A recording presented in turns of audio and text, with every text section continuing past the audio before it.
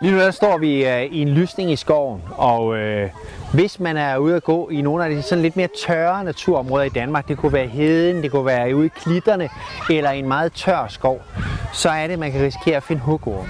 Det vil typisk være i sådan en lokalitet, hvor der er lidt sol, fordi hugorme vil rigtig gerne have varme. Hugorme er krybdyr, og det vil sige, at den kan ikke selv lave varme. Det er ikke ligesom os, der er pattedyr, der genererer varme selv. Den skal bruge noget sol. Typisk de skader, vi ser, det er hugorme, der bider en i fødderne eller hænderne, hvor man er nede og samler noget op. Og det er ikke fordi, at de, kan man sige, anser også for at være bytte, men det er simpelthen et skræmmebid. Og langt de fleste af de der skræmmebid, ja, de er uden gift, men nogle gange så kan de også, kan man sige, bide en med gift i. Det er jorden, så man ved, at der er steder, der kan der rigtig mange hugorme, hvor der er højt græs og så videre. Den der myte med, at man tramper på jorden, for at slangen så forsvinder, den er faktisk rigtig. En slange kan ikke høre en. Det er ikke sådan, at hvis du går og fløjter Ole sad på en knold og sang, at den så hører dig.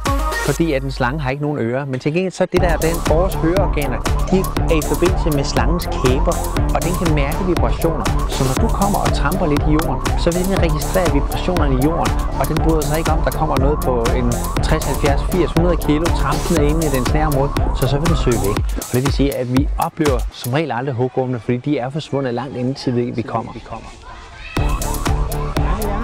Så er der en myte, som også fortæller, at en hugorm, at hvis man vil bidt af en hugorm, ja, så skal man tage sin store bogekniv og så skære et kryds, der man ser, de gør i Cowboy-filmene, der hvor man bliver bidt, og så skal man sådan